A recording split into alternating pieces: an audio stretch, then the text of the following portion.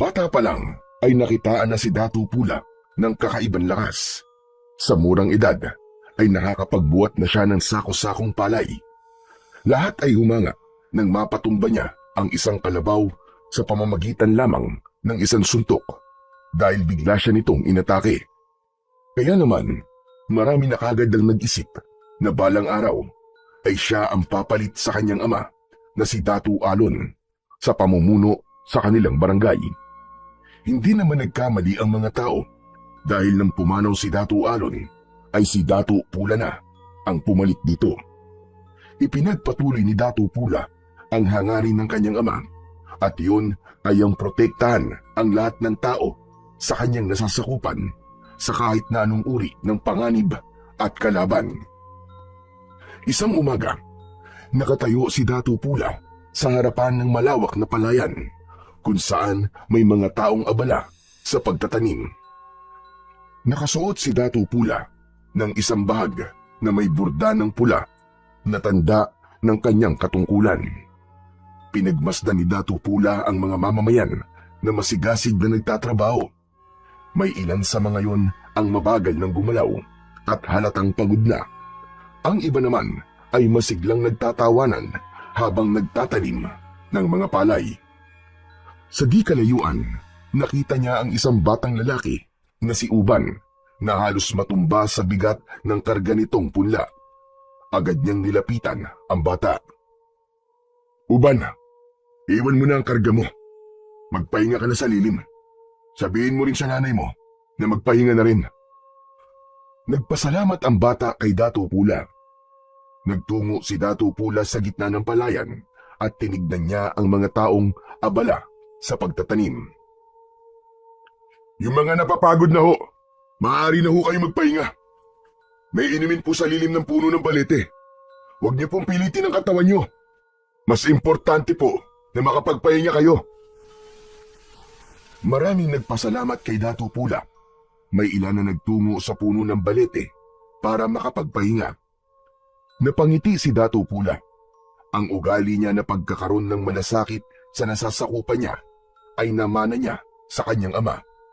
Kaya naman, gaya ng kanyang ama, ay nakuha niya ang respeto at paggalang ng kanyang nasasakupan. Dahil sa may ilan na nagpahinga, ay hindi nagdalawang isip si Datu Pula na tumulong sa mga pagtatanim ng palay. Lumusong siya sa putikan matapos kumuha ng punla. Ang kanyang mga kamay, na bagaman sanay sa paghawak ng sandata, ay marunong ding kumalinga sa lupa at mga pananim.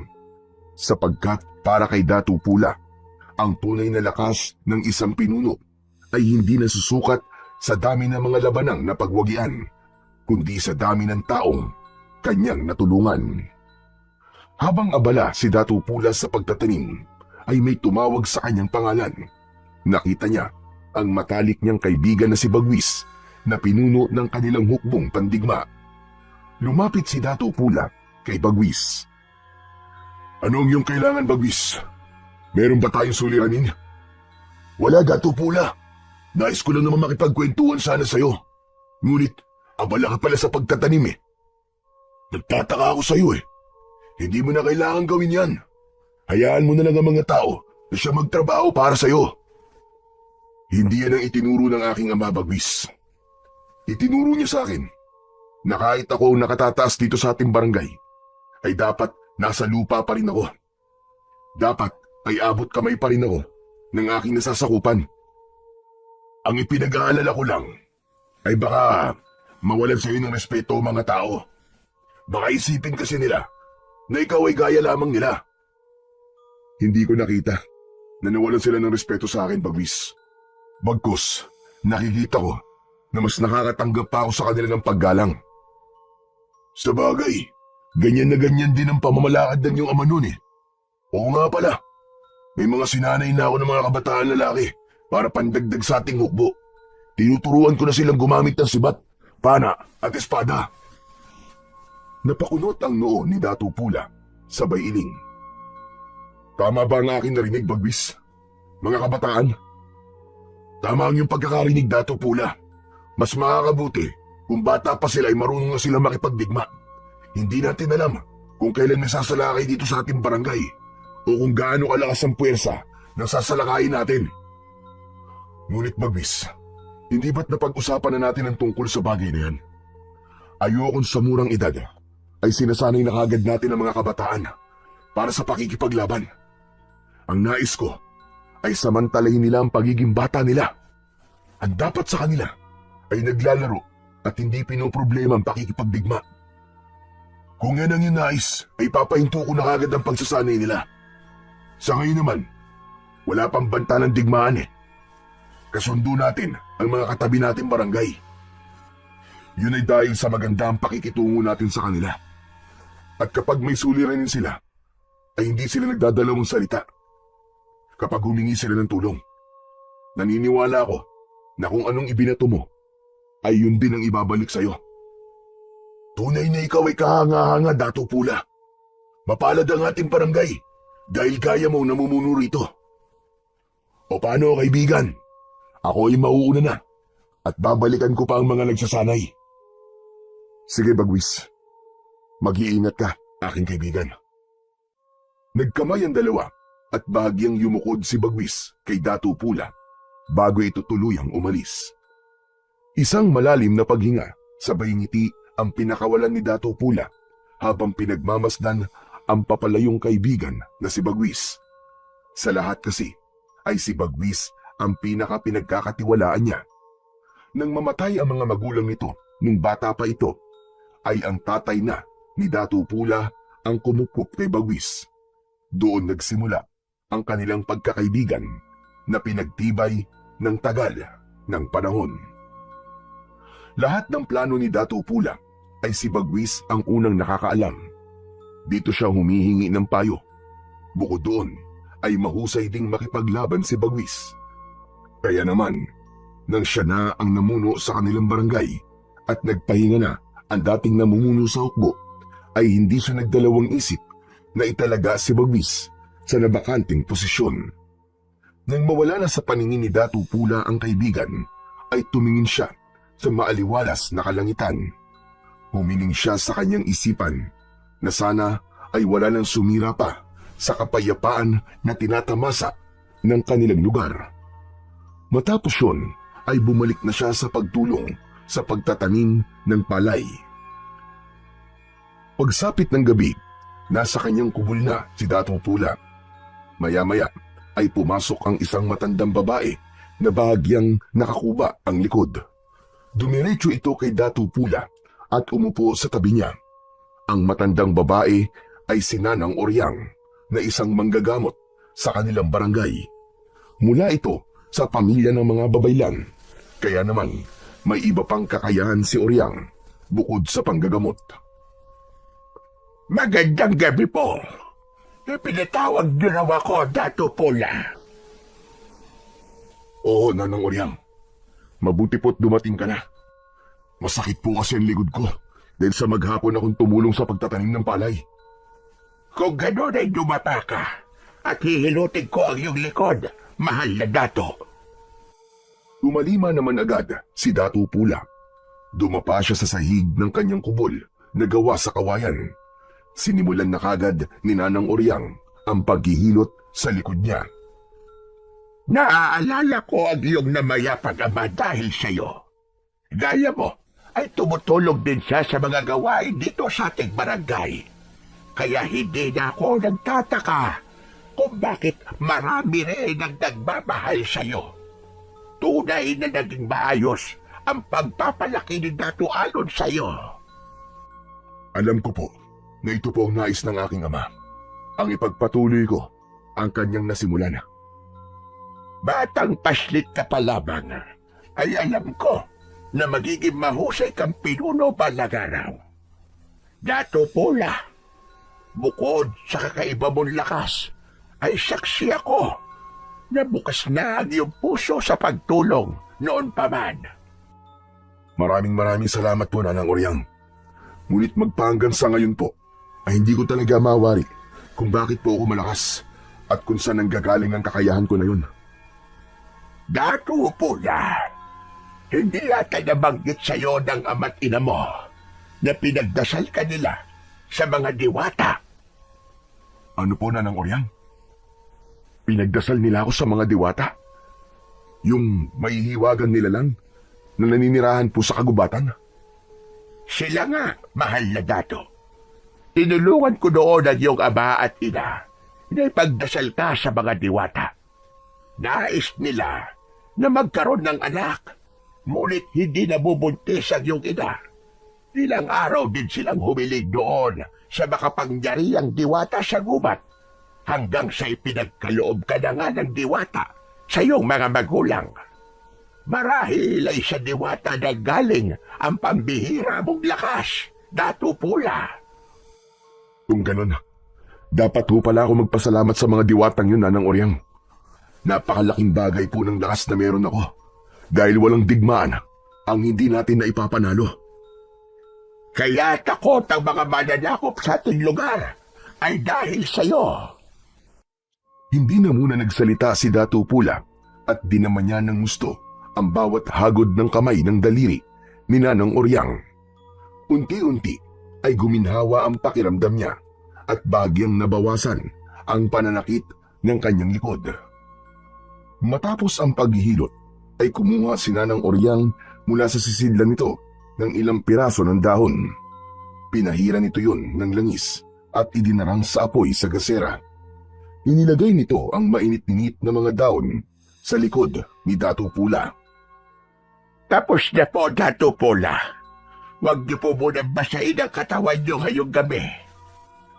Maraming salamat po, Nanang Oryang. Sandali po, huwag po muna kayong aalis. Bibigyan po kita ng kamote bilang kabayaran. Hindi na kailangan.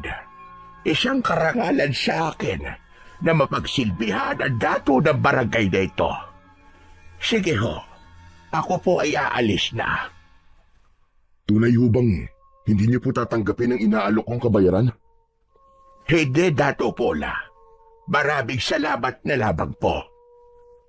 Kung ganun po, ay mag-iingat po kayo sa inyong pag-uwi.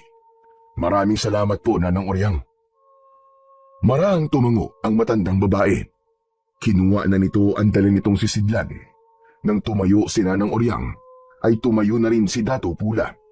Inihatid niya ito palabas sa kanyang kubo. Nasa labas na si Nanang Oryang nang bigla itong huminto at humarap kay Dato Pula. May nakalimutan ho ba kayo, Nanang Oryang? Oo, may nakalimutan ako sabihin sa'yo, mahal na dato. Ano ho yun? Alam ko na payapa ang isipan mo dahil matagal na simula na magkaroon ng digmaan dito sa ating barangay nung sinubukan ng mga mananakop na dayuhan na sakupin ang ating lugar. Ngunit ako ay nababahala sa aking panaginip. Isang panaginip na ilang gabi nang dumadalaw sa akin. Kinakabahan po ako sa inyong sinasabi, Nanang Oryang. Ano ho ba ang panaginip na ito? Malalim na huminga si Nanang Oryang at bumakas ang pagkabahala sa mukha nito bago ito magsalita. Sa aking panaginip ay nakita ko ang pagbaha ng dugo sa ating barangay. May mga halimaw na umaatake sa mga tao. Naiiba sila sa mga mananakop, mahal na dato. Iba ang kanilang anyo. Para silang mga nilalang na hinukay mula sa kailaliman ng lupa. Wala ka bang nakitang pangitain sa kung ano mangyayari sa ating barangay sa mga susunod na araw, Nanang Oryang? Wala, Dato Pula. Tanging ang panaginip lang na yun ang aking basihan. Kaya wala akong tiyak at malinaw na pangitain sa ngayon. Ngunit malakas ang aking pakiramdam na ang panaginip na yon ay isang babala. Huwag ho kayo mag-alala, Nanang Oryang. Handa ang ating hukbo kung sakaling may magtangka muling sakupin ng ating barangay. Handa sila sa kahit na anong uri ng pakikipagdigma. Sana nga ay muli tayo magwagi kung sakaling may magsimula ng kaguluhan sa ating lugar. Sige ho, Dato Pula. Ako po ay magpapaalam na. Dinilapat ni Oryang ang palad nito sa tapat ng puso nito at bahagyang yumukod. Matapos yun, ay naglakad na ito palayo sa kubol ni Dato Pula. Biglang nilukob ng kakaibang kaba ang dibdib ni Datu Pula dahil sa sinabi ni Nanang Oryang. Kahit sabihin na panaginip lamang yun at hindi isang pangitain, ay kilala niya si Nanang Oryang na kahit panaginip nito ay nagkakaroon ng katotohanan. Kaya naman, naisipan niya na kausapin bukas si Bagwis upang ihanda nito ang mga kalalakihang kasama sa hukbo upang maghanda sa digmaan na maaaring sumiklab sa kanilang barangay. Nang mga sumunod na araw, ay agad na nagtungo si Dato Pula sa kubol ni Bagwis. Naabutan niya itong kumakain ng nilagang saging na saba. Inaya siya nitong kumain, ngunit tumanggi siya. Nagtungo si Nanang Oryang kagabi sa aking kubol, Bagwis. Hindi ba't pinatawag mo siya sa akin? Dahil sabi mo ay nananakit ang iyong likod.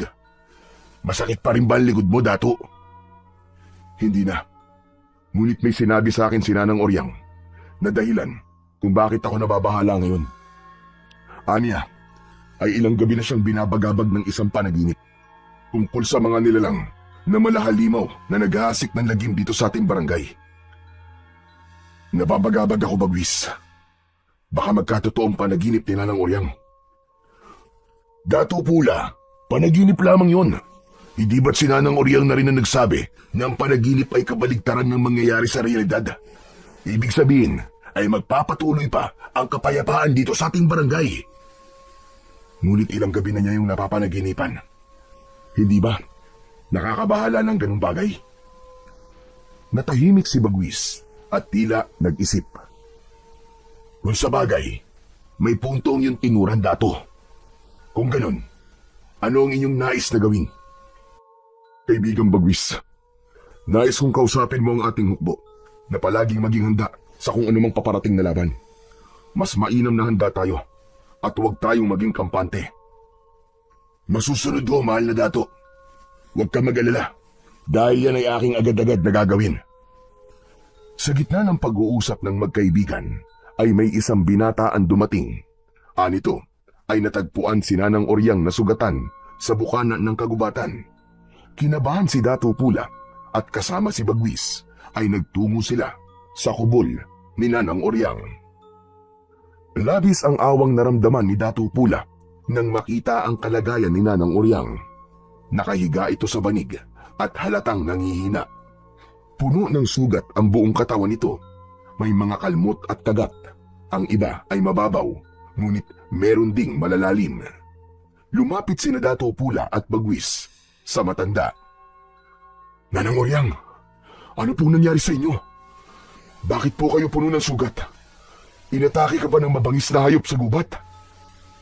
Sana ka ay mabangis na hayop na lang ang gumawa nito sa akin, mahal na Dato. Ngunit hindi hayop ang umatake sa akin kagabi habang ako ay pauwi mula sa iyong kubol.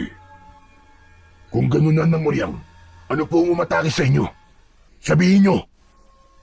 Isang nilalang na may nakakatakot na anyo para sa aso na may katawan na gaya sa tao. Matutulis ang kanyang mga kuko at ngipin. Ang mga mata niya ay namumula.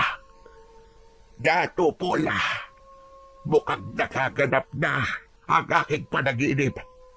Sa tingin ko, ay nandito na sa ating barangay ang mga halimaw. Sigurado ho ba kayo sa inyong nakita na ng Oryang? Baka kayo po ay namamalikmata lamang. Ngayon ko lang nalaman na may ganun palang mga nilalang. Sigurado ka, Bagwis. Hindi ako maaaring magkamali. Isang halimaw ang umatake sa akin. Nagtago ko sa kagubatan upang iligtas ang aking sarili hanggang sa nawalan na ako roon ng ulirat. Nanang Oryang, sa ngayon ay huwag muna nating isipin ang halimaw na iyong tinutukoy.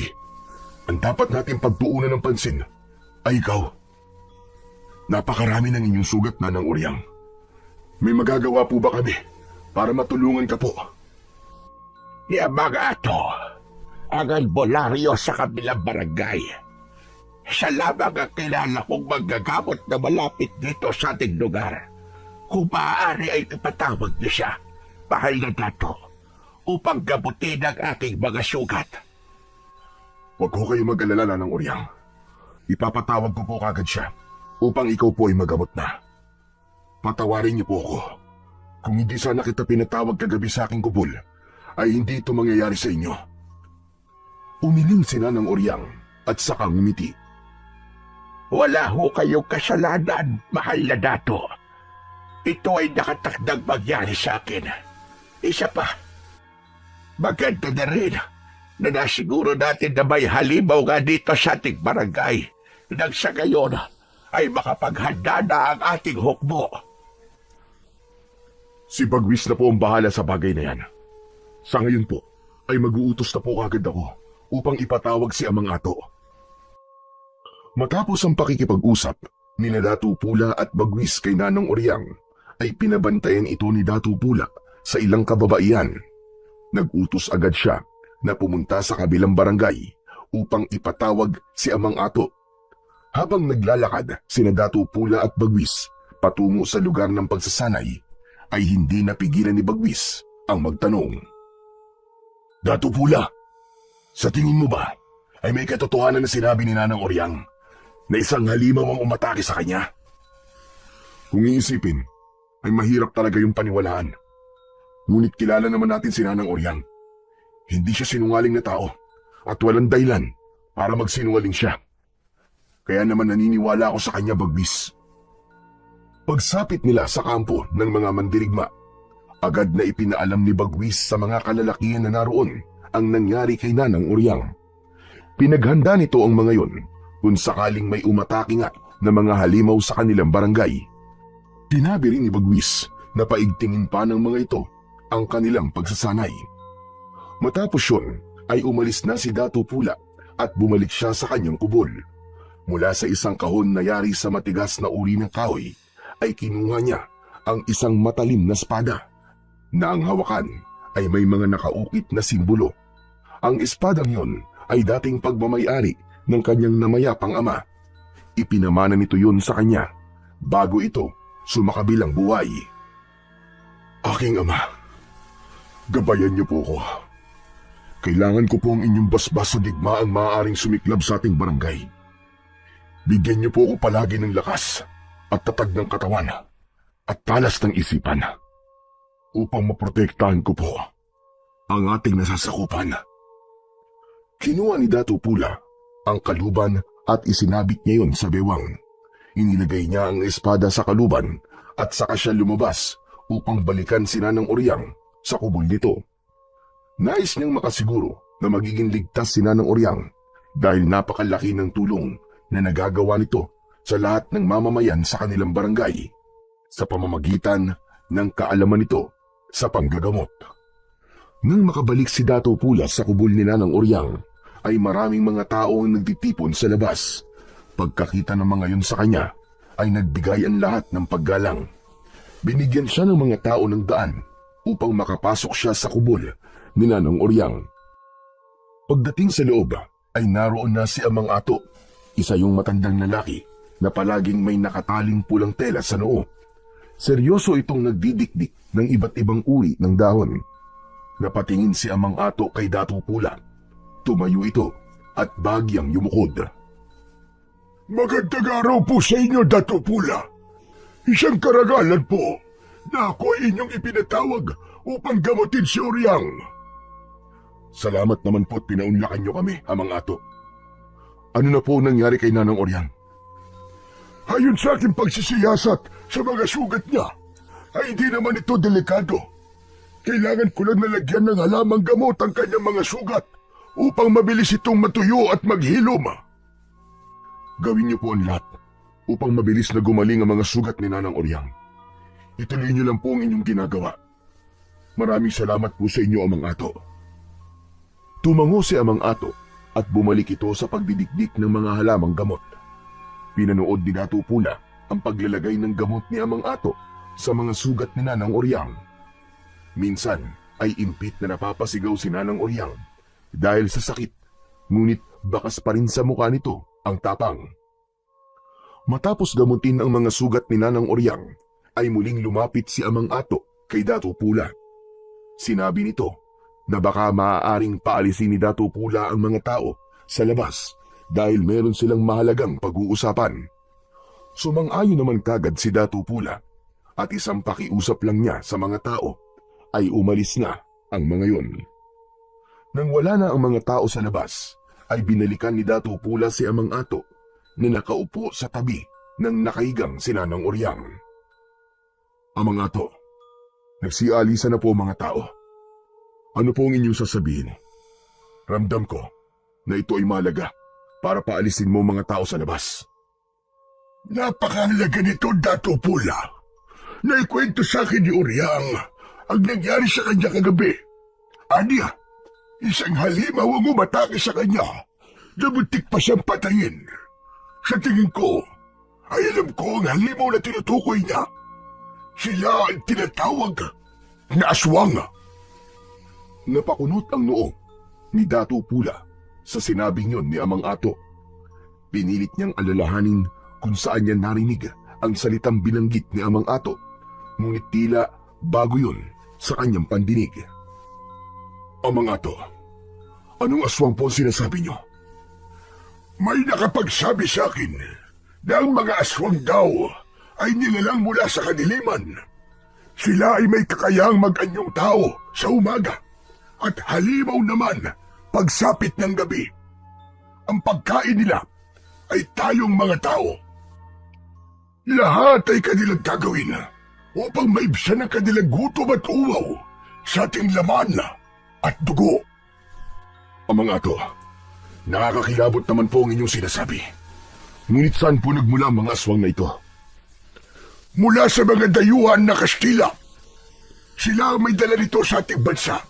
Na aking pagkakaalam, may kakayahan ng isang aswang na gawing aswang o hawaan ang isang tao.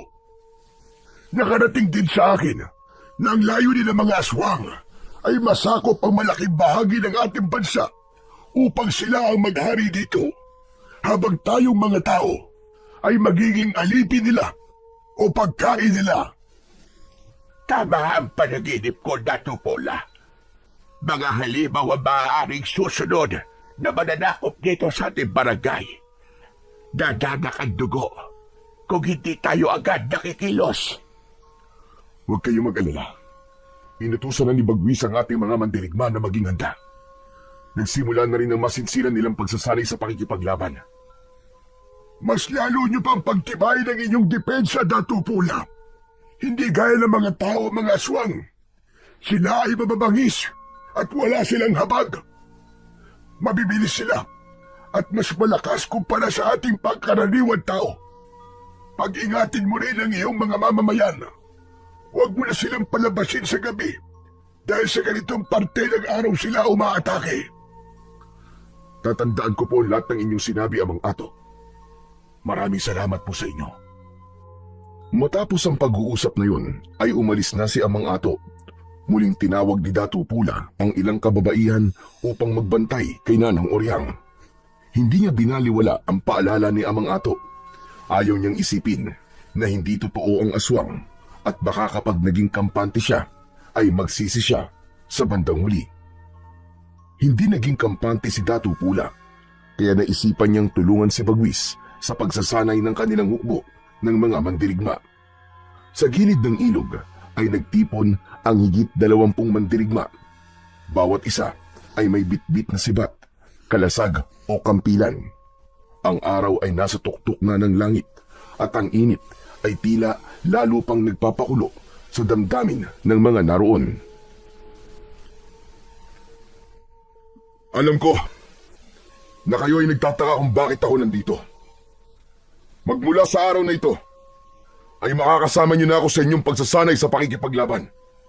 Kailangan natin maging handa sa pagdating ng digmaan na ngayon lang natin mararanasan.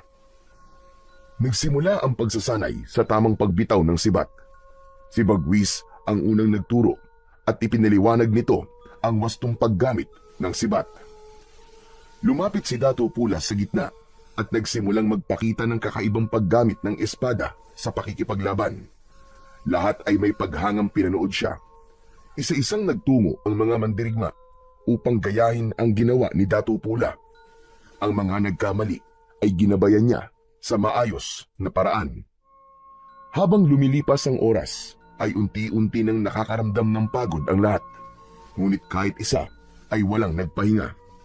Lahat ay determinado sa pagsasanay upang protektahan ang kanilang barangay.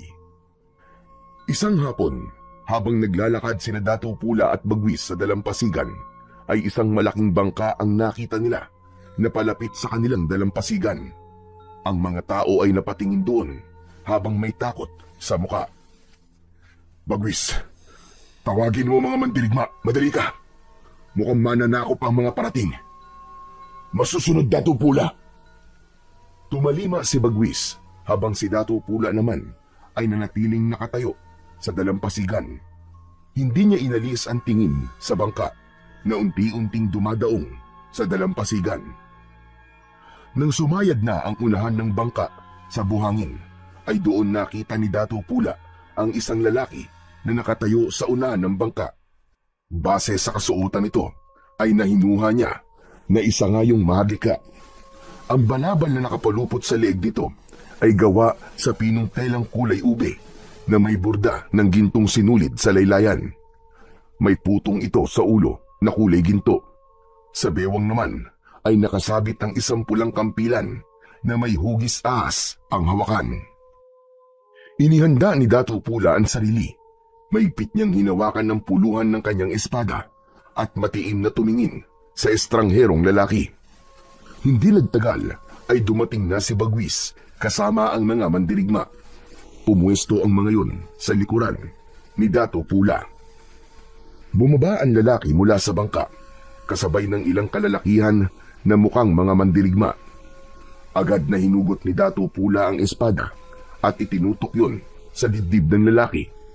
Hindi man lang nagpakita ng takot ang lalaki at bagkus ay ngumiti pa ito. Hanggang diyan ka na lamang. Hindi mo na maaaring iakbang ng isa pa ang iyong mga paa. Magpakilala ka. Ako si Manggubat.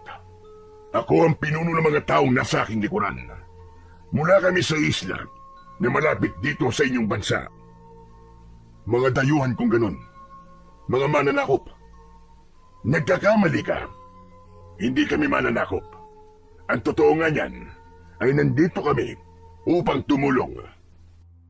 Hindi mo ako malilinlang. Gaya ng kayo ng mga Kastila na nag-alok ng pagtulong ngunit nang maglaon ay lumabas na ang kanilang tunay na pakay. Ang manakop ng lupain na hindi sa kanila. Naunawaan ko kung bakit ganyan ang iyong mga sinasabi, Dato Pula. Ngunit ang aking mga sinabi ay pawang katotohanan lamang. Hindi kami mananakop. Kami ay may hangarin na tumulong sa mga barangay upang mas lalo itong umunlad nang sa gayon ay mahirapan ang mga banyaga na ito ay sakupin. Tinawag mo ang aking pangalan. Paano mo nalaman kung sino ako? Hindi mahirap makilala kung sino ka, Dato Pula. Ang iyong pangalan ay bukang bibig kahit saan lugar kami magtungo. Lahat sila ay humahanga sa pamamaraan mo sa pamumuno.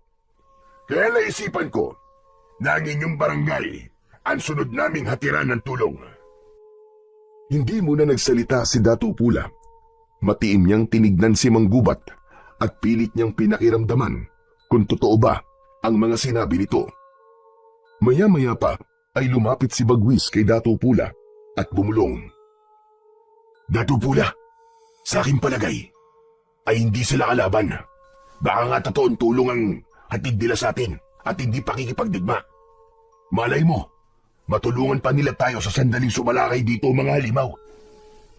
Bilang panimula, ay hayaan mong ipakita namin sa iyo ang aming handog. Inutusan ni Manggubat ang mga kasama nito na ibaba sa bangka ang mga dala ng mga ito. Pinagmasdan ni Dato Pula ang bawat kilos ng mga tauhan ni Manggubat. Mula sa bangka, nagsimula ng bumaba ang ilan sa mga yon. Nadala ang ilang sisidlan na gawa sa pinakinis na kawayan.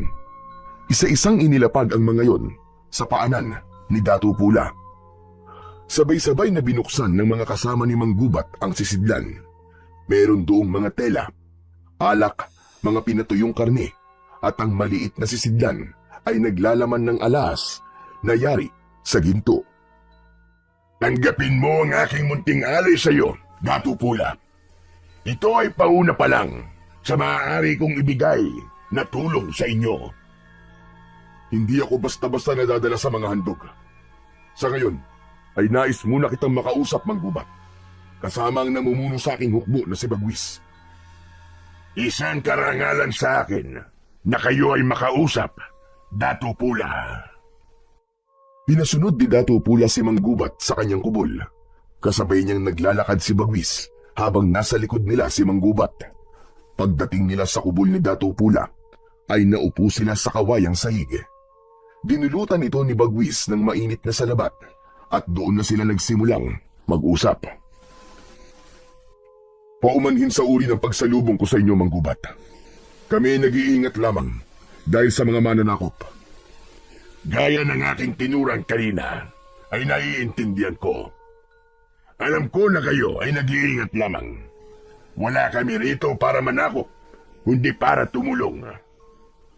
Ano-ano naman tulong ang inyong maibibigay sa amin, Manggubat? Edukasyon. May mga kasama ako na kayang turuang magbasa ang mga bata at ang iba pa nais matutong magbasa. Kapag may kaalaman, ang mamamayan sa isang barangay ay magdadalawang isip ang mga mananakop na angkinin ang barangay na yun dahil iisipin nila na matatalino ang mga taong nakatira dito. May kakayahan din kami sa pagtatayo ng mas matibay na mga kubol. Mas magiging maunlad ang inyong barangay kung matitibay ang tiraan ng mga tao dito. Magtuturo rin kami ng epektibong estratehiya sa pangangaso, pangingisda at pagtatanim. Tumango-tango si Dato Pula. Ang totoo ay maganda ang lahat ng mga sinabi ni Manggubat, lalo na sa edukasyon. Marami sa mga tao sa barangay nila ang hindi marunong magbasa at magsulat. Ngunit hindi pa rin siya kumbinsido sa mga sinabi ni Manggubat, kaya humingi siya ng opinyon mula kay Bagwis. Bagwis, ano sa palagay mo?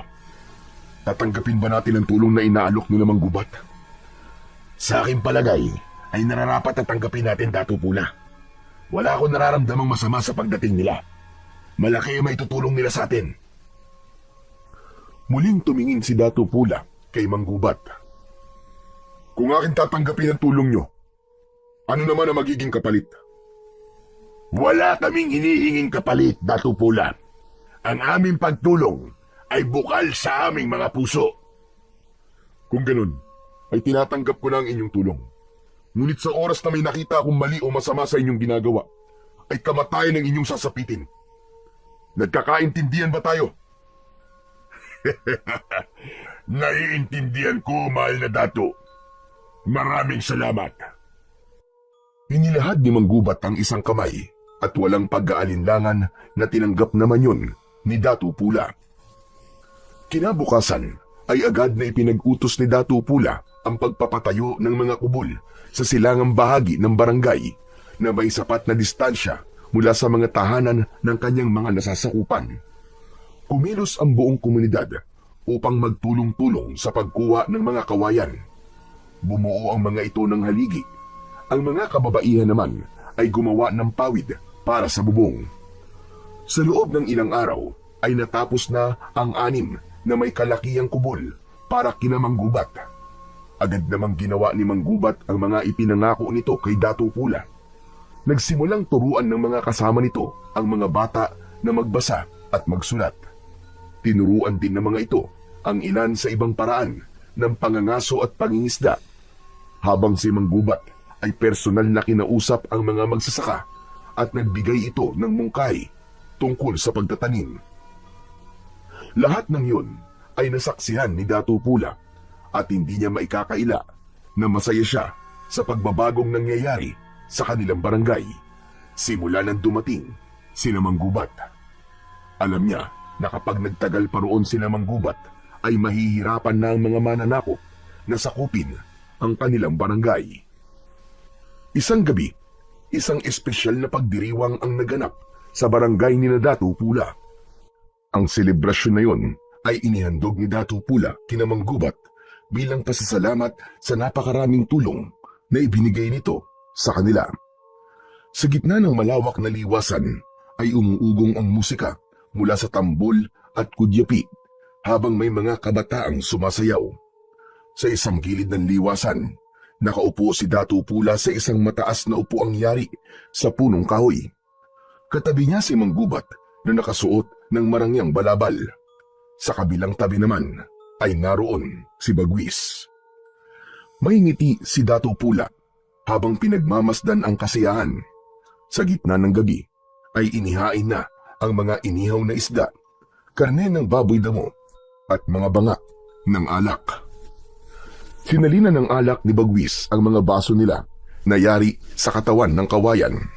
Magkakasabay na ininom nilang tatlo yun. Napakasarap ng alak na ito.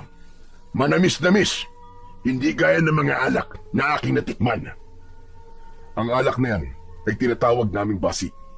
Gawayan sa tubo, kaya may tamis kang malalasahan. Hayaan mo, at sa paglisan niyo sa aming barangay, ay bibigyan kita ng ilang banga ng basi. Maraming salamat kung ganoon, Datu Pula. At maraming salamat din sa selebrasyong ito na inialay mo para sa amin ng aking mga kasamaan. Ngunit sa totoo lang, ay hindi nyo na kailangan magsagawa ng ganitong uri ng selebrasyon. Hindi kami humihingi ng kahit na anong kapalit sa aming ginagawa. Hayaan mo lang kaming pasalamatan kayo sa paraang alam namin. Isa pa, Manggubat, napakaliit na bagay ng selebrasyon na ito kumpara sa laki ng tulong nyo, lalo na sa akin na sasakupan. Masasabi ko na kayo ay hulog sa amin ng langit. Nakakataba naman ng puso ang iyong mga tinuran, Datu Pula. Ang mga salitang yan ay sapat ng kabayaran sa pagtulong namin sa inyo. Nagpatuloy ang pag-inom nila ng alak habang masayang nag-uusap. Nang makalimang baso na si Datu Pula, ay nakaramdam na siya ng konting pagkahilo. Sanay siya sa pag-inom ng basi, ngunit tila iba ang epekto nun sa kanya nung gabing yun. Sasalinan sana ulit ni Bagwis ng alak ang baso niya, ngunit agad niyang hinawakan ang braso nito. Tama na Bagwis. Nakakaramdam na ako ng pagkahilo. Hindi yata ako naniniwala sa iyong sinabi, Datu. Ikaw, may hilo sa basi. Hindi ba't kahit isang banga ay nauubos mo nang hindi ka nakakaramdam ng pagkalasing? Binibiro mo yata ako, Datu Pula. Nagsasabi ako ng totoo, Bagwis. Nahihilo na talaga ako. Hindi ko mawarian kung bakit ang bis umepekto sa akin ngayon ng alak. Marahil siguro ay dahil sa pagod ko. Ngunit minsan ka lang mag-inom, Datu. Hayaan mo ang iyong sarili na magsayang ngayong gabing ito. Tama naman si Bagwis, Datu Pula. Samahan mo muna kaming mag-inom. Wala nang nagawa si Datu Pula kundi ang tumango. Hinayaan niya si Bagwis na muling lagyan ng alak ang kanyang baso. Dire-diretso niya yung tinungga at malakas na tumawa. Patuloy pa rin ang pag-iinom nilang tatlo hanggang sa natapos na ang kasiyahan. Halos wala nang natatandaan si Datu Pula sa mga nangyari dahil sa labis na pagkalasing. Ngunit malinaw sa kanyang alaala na inihatid siya ni Bagwis at Manggubat sa kanyang kubol. Nang nakahiga na si Datu Pula sa banig, ay umalis na si Bagwis at Manggubat. Agad siyang nakatulog at isang napakasamang panaginip ang dumalo sa kanya. Sa panaginip ni Datu Pula ay sinalakay daw ng mga aswang ang barangay nila. Marami ang namatay na mga tao. Kitang-kita niya rin kung paanong nilapa ng mga aswang ang mga tao habang siya ay nasa gitna at hindi makagalaw. Pagsapit ng umaga, nagising si Datu Pula sa matinding sikat ng araw na tumatagos sa kanyang bintana. Masakit ang ulo niya nang tumayo siya. Nag-inat siya ng katawan at bigla siyang natigilan nang makarinig siya ng iyakan sa labas ng kanyang kubol. Nagmadali siyang lumabas at sumalubong sa kanya ang napakaraming tao na nag-iiyakan sa labas. Biglang lumapit sa kanya si Bagwis na may natuyupan dugo sa katawan. Bagwis, anong ibig sabihin nito? Anong nangyari? Bakit nag-iiyakan ng mga tao at may dugo ang iyong katawan? Datu Pula, kagabi, matapos ka naming iatid ni Manggubat sa iyong kubol, ay sinalakay tayo ng mga aswang. Marami ang namatay, Datu Pula. Ano? Paano yun nangyari? Bakit hindi mo ako ginising? Tinubukan kitang gisingin, ngunit matindi ang pagkakalasing mo. Kahit ang pagmulat ng iyong mga mata, hindi mo magawa. Patawarin mo ako, Dato Pula. Hindi ko nagawang iligtas sa mga tao. Masyadong malalakas sa mga aswang at napakarami nila. Kahit tinulungan tayo ni Namang Gubat, ay wala pa rin tayo naging laban sa puwersa nila. Naluluwang tinignan ni Dato Pula ang mga taong nasa kanyang harapan. Nagulat siya nang may isang babaeng sumigaw at sinisi siya kung bakit maraming tao ang namatay. May nagtanong pa kung nasaan si Dato Pula habang pinapatay ng mga halimaw ang mahal nila sa buhay. Hindi nakapagsalita si Dato Pula ng mga sandaling yon. Nais niyang magpaliwanag, ngunit walang salitang lumalabas sa kanyang bibig. Si Bagwis ang humarap sa mga taong nagagalit nang mapansin ito na nakatulala si Dato Pula. Sandali lang mga kanayon! Huwag nating sisihin ang ating dato sa nangyari. Ang pagsalakay ng mga halimaw na tinatawag na aswang ay hindi kagustuhan ni Dato Pula at wala siyang kontrol sa mga bagay na yon. Mas mainam siguro na magsiuwi na muna kayo sa inyong mga tahanan at asikasuhin niyo muna ang katawan ng mga namatay ninyong mahal sa buhay. Inalalayan ni Bagwis si Dato Pula pabalik sa loob ng kanyang kubol dahil nakatulala pa rin siya. Pagkaupo niya sa sahig ay ikinuha siya ni Bagwis ng inuming tubig. Tinanggap niya yon, ngunit hindi niya ininom. Kasalanan ko. Kasalanan ko ang lahat ng ito, Bagwis. Kung hindi ko hinayaan ang aking sarili na malasing, ay magigising sana ako nung nagkaroon ng kaguluhan. Kaibigan Dato Pula, kung ang alak ang sisisihin mo, ay ako ang dapat nasisihin mo. Ako nagpamulit na painumin ka ng alak kahit sinabi mo na nahihilo ka na. Ngunit kahit na anong pilit mo, kung patuloy sana akong tumanggi, ay hindi ako malalasing ng sobra. Walang dapat sisihin kundi tanging ako lamang. Kasalanan ko ang lahat ng ito. Sigurado ko na kung nasan man ang aking ama, ay ikinahihiya niya ako ngayon. Wala akong kwentang pinuno. Napaka-irresponsable ko, Bagwis. Hindi na napigil pa ni Dato Pula ang kanyang mga luha. Kumawala na yun at wala na siyang pakialam kahit nakita siya ni Bagwis na umiiyak. Sa pagkakataon na yun ay dumating si Mang Gubat. May sugat ito sa pisngi at maging ang kasuotan nito ay may bahid ng dugo. Dato Pula, galing ako sa liwasan. Tinulungan ko ang mga tao na tipunin doon ang mga bangkay na namatay sa pagsalakay ng mga halimaw. Tumayo si Dato Pula at gamit ang kamay ay pinunasan niya ang kanyang luha. Magtutungo ko sa liwasan. Kailangan magpakita ko sa mga tao. Dapat ay makiramay ako sa kanila. Ngunit sa tingin ko ay hindi magandang gawin mo yan sa ngayon, Dato Pula. Nakita mo ang galit ng mga tao kanina sa'yo. Sa ngayon ay sarado pa ang kanilang isipan. Kapag bumaba na ang emosyon nila, ay saka mo sila kausapin. Wala na nga ako nung sumalakay ang mga aswang. Tapos wala pa rin ako habang sila'y nagluluksa. Pupuntahan ko sila, Bagwis. At hindi mo ako mapipigilan. Wala nang nagawa si Bagwis nang lumabas si Dato Pula sa kanyang kubol. Dire-diretso siyang naglakad habang nakasunod sa kanya sina Bagwis at Mang Gubat. Habang naglalakad ay hindi nakaligtas kay Dato Pula ang galit na tingin ng mga tao sa kanya. Ang mabilis na paghakbang niya ay unti-unting bumagal. Ramdam niya ang pagkadismaya ng mga tao dahil sa hindi niya nagawang iligtas ang mga nasasakupan niya. Mas lalo pang nanlumo si Dato Pula nang makita niya ang ilang kubol na nagiba at ang sariwang dugo sa lupa. Hindi niya maisip kung gaano katakot ang mga tao kagabi habang nananalasa ang mga aswang. Pagdating sa liwasan ay doon na tuluyang nadurog ang puso ni Dato Pula nang makita niya ang mga nakahanay na bangkay. Maraming mga nag-iiyakan, may mga nawalan ng malay, habang ang iba naman ay tahimik na lumuluha. Hakbang sana si Dato Pula palapit sa mga tao, ngunit isang lalaki ang humarang sa kanya na matalim ang tingin. Anong ginagawa mo rito, Dato Pula? Wala ka nung kailangan ka namin. Huli ka na sa pagdating mo. Tumigil ka, lalaki. Huwag mong kausapin ang dato ng ganyan. Gusto mo bang ikaw ay maparusahan? Hayaan mo siya, Bagwis. Naiintindihan ko ang galit niya sa akin. Patawarin mo ko. Patawarin niyo akong lahat. Kagabi ay hindi ako nagising dahil sa kadahilanan. Ikaw ay lasing! Anong klase kang pinuno, Dato Pula? Pinaghanda mo ang mga mandirigma sa pakikipaglaban, ngunit ikaw mismo ay hindi naging handa nung sinalakay tayo ng mga halimaw. Habang pinapatay ang mga tao, ay mahimbing kang natutulog dahil sa ikaw ay nagpakalunod sa alak.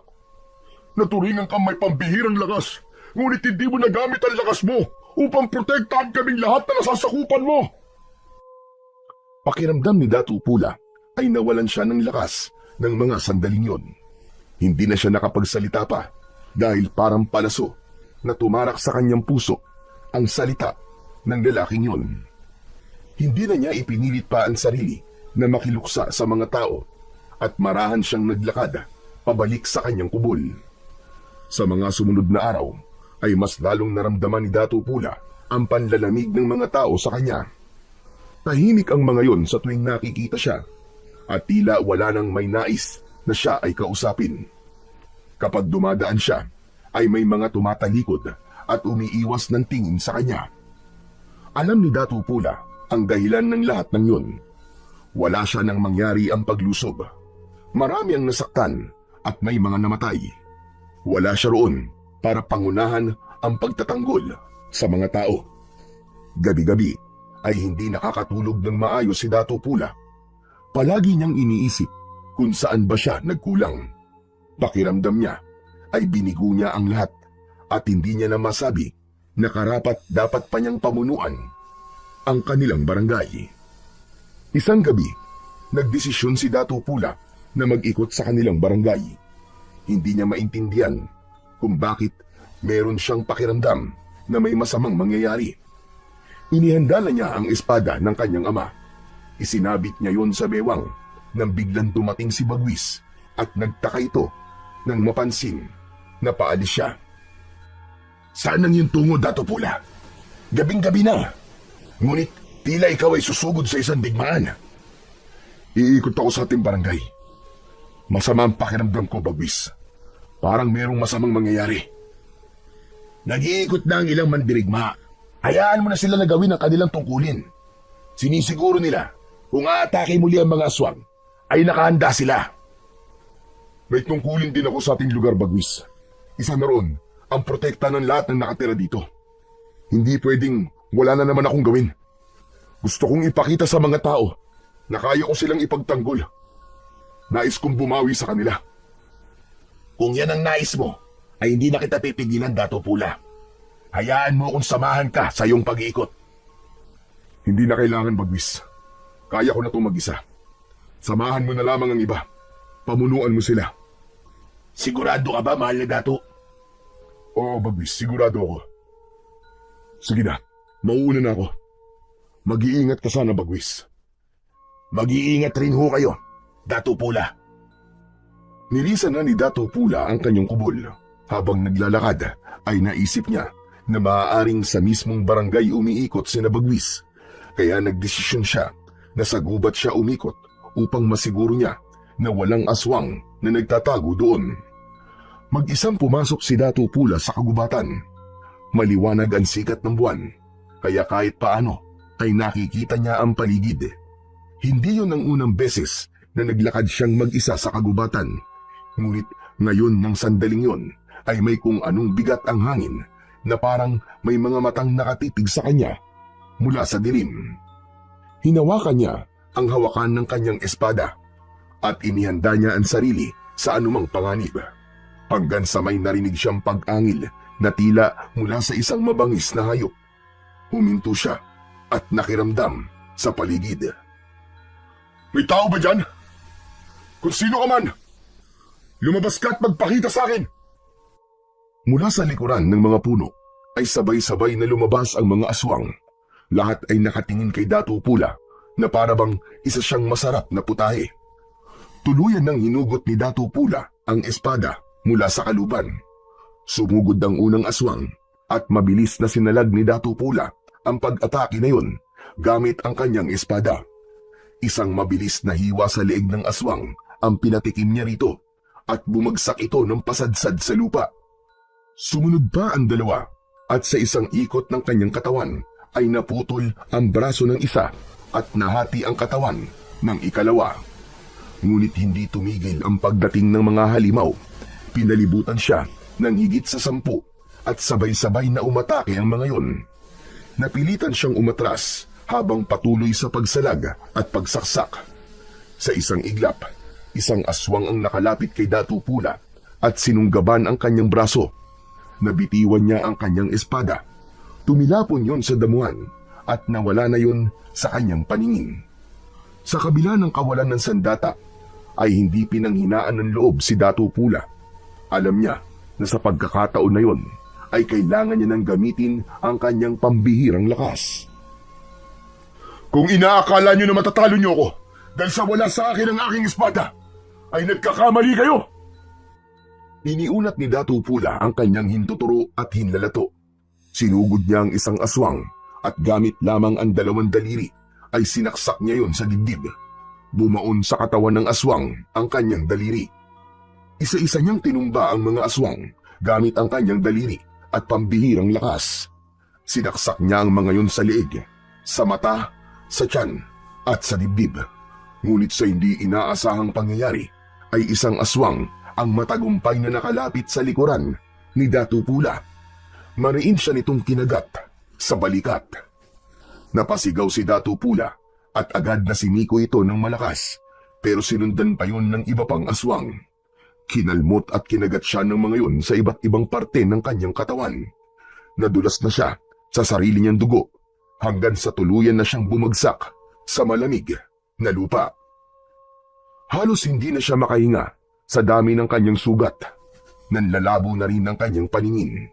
Nanginginig na ang kanyang katawan at ramdam na ramdam niya ang bigat ng bawat sugat na kanyang tinamo.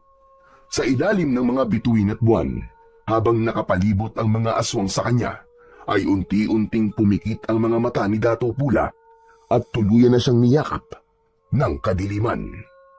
Sa pagkawala ng malay ni Datu Pula, ay inakala niyang yun na ang kanyang katapusan. Inisip niya na wala na siyang magagawa upang protektahan ang mga mamamayan ng kanyang barangay laban sa aswang. Alam niya na sa pagkakataon na yun ay binigo niya ang kanyang ama sa pagtitiwala nito na ipasa sa kanya ang pamumuno bago yun binawian ng buhay. Ngunit tila may plano pa ang lumikha kay Datu Pula dahil isang araw ay bigla siyang nagising. Napasinghap siya kasabay ng pagbukas ng kanyang mga mata sa isang hindi pamilyar na kubol. Nasaan ako? Anong lugar to? Iginala niya ang paningin sa paligid upang maghanap ng pamilyar na bagay, ngunit wala siyang nakita. Sinubukan niyang bumangon, ngunit mabigat ang kanyang katawan at kahit konting galaw lang ay may nararamdaman siyang masakit. Hanggang sa isang matandang lalaki na may dalang mga dahon ang pumasok sa kubol. Agad yung nakilala ni Datu Pula. Walang iba kundi si Amang Ato. Tila nagulat ito nang makitang gising na siya at nabitiwan nito ang mga hawak nitong dahon. Nagmamadali itong humakbang palapit at dinama ang noo ni Datu Pula. Salamat naman at nagising ka na, mahal na Datu. Ang akala ko ay babawian ka na ng buhay. Amang Ato, paano po ako napunta dito? Ang huli ko pong naaalala ay sinalakay ako ng napakaraming aswang at napatay nila ako. Hindi ka nila napatay, mahal na Datu. Dahil buhay ka. Andito ka sa aking kubol. Dito ka namin dinala ni Oryang nang matagpuan ka niya sa kagubatan. Si Nanang Oryang? Opo, mahal na Datu. Ayon sa kanya, ay sinundan ka niya nung gabi na sinalakay ka ng mga aswang at nasaksihan niya kung paano kanila pinagtulungan. Hindi kanya nagawang tulungan dahil sa takot. Nang iwanan ka ng mga aswang at inakala nilang patay ka na, ay saka ako tinawag ni Oryang upang magpatulong. Nagkasundo kami na dito ka muna pansamantala sa aking kubol. Maraming salamat po sa inyo ni Nanang Oryang. Utang ko po sa inyo ang aking pangalawang buhay. Ngunit kailangan ko na pong bumalik sa aking barangay. Kailangan po ko rin ng aking nasasakupan. Sinubukan bumangon ni Dato Pula, ngunit hindi niya talaga kaya. Tinatalo siya ng kirot ng mga sugat sa iba't ibang parte ng kanyang katawan. Huwag mong pilitin ang sarili mo, Dato Pula. Sariwa pa ang mga sugat mo. Matatagalan pa bago gumaling ang mga yan dahil masyadong malalalim. Mas makakabuti po kung magpahinga ka na muna at hayaan mo kung gamutin ka. Hindi maaaring nandito lamang ako, Amang Ato. Dapat ay makita ko ng mga tao sa aking barangay. Kailangan kong bumawi sa kanila sapagkat napakalaki ng aking pagkukulang sa kanila. Mahal na Dato, ikinalulungkot ko. Ngunit sa ngayon ay hindi kita hayaan na umalis sa iyong kalagayan.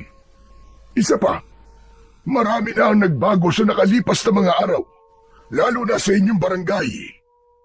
Mga araw? Anong ibig mong sabihin, Amang Ato? At anong pagbabago ang iyong tinutukoy? Sa aking palagay, ay mas makabubuti kung si Oryang na lamang ang magpaliwanag sa inyo. Tatawagin ko muna siya at ikukuha ko na rin ikaw ng makakain at inumin. Hindi na naging mapilit pa si Dato Pula. Naisip niya na mas alam ni Amang Ato ang kalagayan ng kanyang katawan dahil matagal na itong albularyo. Nang umalis si Amang Ato, ay nahulog sa malalim na pag-iisip si Dato Pula. Labis siyang nabahala sa sinabi ni Amang Ato na pagbabagong nangyari sa kanyang barangay. Hindi nagtagal ay bumalik si Amang Ato kasama si Oryang. Bakas sa mukha ni Oryang ang kasiyahan nang makita si Dato Pula. Umupo si Nanang Oryang sa tabi ng nakahigang si Dato Pula. Mahal na Dato, dinidig ng lumikha ang aking panalangin. Buhay ka! Buhay ka, Dato Pula!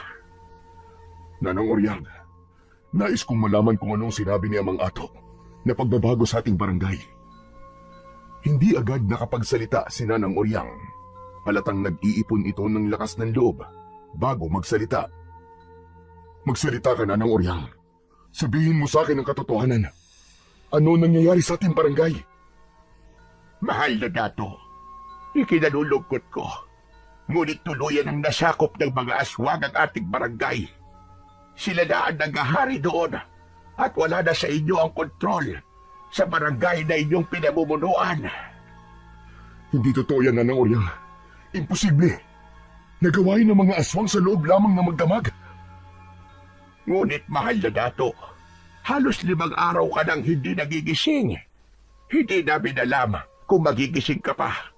Pero hindi kami bumitaw ni Amang Ato. Dinamot ka namin at umasa kami na mabubuhay ka. Kaya hindi namin inilibing ang iyong katawan. Nanlamig si Dato Pula sa kanyang narinig at nanginig ang buong katawan niya. 5 araw akong walang ulirat. Siyang tunay, mahal na Dato. 5 araw kang nakahiga rito at hindi nagigising. Nang mawala ka sa ating barangay, ay sinamantala ng mga aswang ang pagkakataon na yon para sakupin ang ating barangay. At alam kong mabibigla ka kapag sinabi ko kung sino ang pinuno ng mga aswang na ito. Sino, Nanang Oryang? Sino? Sino ang pinuno ng mga aswang? Sabihin niyo! Siya ay walang iba, kundi si Manggubat. Si Manggubat ang pinuno ng mga aswang, Dato Pula. Sa aking tingin, ay nilinlang niya kayo. Kinuha ang inyong loob upang madali nila kayong mapatay o mapatalsik sa inyong pamumuno. Sa ngayon, ay inaalipin nila ang mga tao at pinapatay ang ilan bilang pagkain ng mga aswang. Hayop siya. Napakagaling niyang magpanggap. Hindi pala siya isang kakampi, kundi isang mananakop na aswang. Babawiin ko ang barangay natin sa kanya. Hindi ako makakapayag na magtagal ito sa mga kamay niya. Si Bagwis, Nanang Oryang. Nasaan si Bagwis? Kailangan ko ang tulong niya. Siyang makakatulong sa akin sa paglaban sa mga aswang. Kailangan ko siyang makausap, Nanang Oryang. Natahimik muli si Nanang Oryang na labis na ikinabahala ni Dato Pula. Bakit bigla ka na nahimik, Nanang Oryang? May nangyari ba kay Bagwis? Pinatay ba siya ng mga aswang? Sana nga ay pinatay na lang siya ng mga aswang. Dahil alam ko na mas matatanggap mo yun, Dato Pula. Buhay na buhay si Bagwis at naroon siya sa ating barangay. Alam kong magiging masakit ito sa inyo. Ngunit umanib na si Bagwis sa mga aswang. Ginawa siya kanang kamay ni Manggubat dahil tinulungan ni Bagwis si Manggubat na sakupin ang ating barangay. Mabuti na nga lang at nagawa kong makatakas doon dahil kung hindi ay panigurado, napapatayin din nila ako. Hindi. Hindi maaari ito. Paano ito nagawa sa akin ni Bagwis at sa ating mga tao? Bakit niya tayo tinaydor? Matalik kami magkaibigan na ng Oryang, alam niya yan. Iba ang nagagawa kapag ang tao ay uhaw sa kapangyarihan, mahal na Dato. Marahil ay nasilaw si Bagwis sa mga ipinangako sa kanya ni Manggubat. Pakiramdam ni Dato Pula ay namatay siya ng sandaling yun matapos malaman ang mga nangyari sa panahon na siya ay walang ulirat. Napakasakit para sa kanya ang ginawa ng matalik niyang kaibigan na si Bagwis. Sa lahat ng tao, ito ang pinakahuli na alam niyang magtataydor sa kanya. Itinuring niya itong parang tunay na kapatid. Kaya hindi niya lubos maisip kung anong pumasok sa utak ni Bagwis at umanib ito sa puwersa ng mga mananakop na aswang. Sa mga lumipas na araw ay unti-unting natanggap ni Dato Pula na wala pa siyang kakayahan na harapin sina Manggubat dahil sa kanyang kalagayan. Hinayaan niya sina Amang Ato at Nanang Oryang na gamutin siya. Bawat patak ng langis at pagpahid ng dinurog na halamang gamot sa kanyang mga sugat ay may dalang hapdi, ngunit tinatanggap niya yun bilang paalala ng kanyang pagkatalo at ng kanyang muling pagbangon. Malinaw sa isip ni Dato Pula ang kanyang layunin na kailangan niyang bumangon at muling lumakas. Hindi siya maaaring manatiling nakahiga habang pinipinsala ng mga aswang ang kanyang nasasakupan. At nangako siya sa kanyang sarili na hindi magtatagal ay pababagsakin niya ang mga mananakop na aswang at babawiin niya ang dapat ay sa kanila ng kanyang mga mamamayan. Makalipas ang ilang araw, ay unti-unti na ngang naghilom ang mga sugat ni Dato Pula. Nagagawa na rin niyang makatayo at maglakad-lakad. Ngunit hanggang sa labas lang siya ng kubol ni Amang Ato dahil iniiwasan nila na may makakita sa kanyang ibang tao. Hindi pwedeng makarating kina Manggubat at Bagwis na buhay pa ang Dato. Dahil kapag nalaman ng mga ito na buhay pa siya at kung nasaan siya, ay may posibilidad na ang barangay naman ni Amang Ato ang manganganib. Nalalaman ni Dato Pula ang nangyayari sa kanilang barangay sa pamamagitan ni Amang Ato at Nanang Oryang. Ang mga ito ang nagkikwento sa kanya ng mga kaganapan doon. Gaya na lamang ng hapon na yun, nakaupo si Dato Pula sa banig sa loob ng kubol ni Amang Ato nang pumasok ang matandang lalaki na may dalang balita sa kanya. May bago ho ba kayong balita sa akin, Amang Ato? Meron, Dato Pula, at hindi maganda ang aking ibabalita. Sa sitwasyon nating lahat ngayon, ay hindi na ako umaasa na magandang balita. May nakapagsabi sa akin na nagsisimula na sumalakay ang mga mananakop na aswang sa ibang barangay. Ang akin sa panta ay plano nilang sakupin ang buong bansa.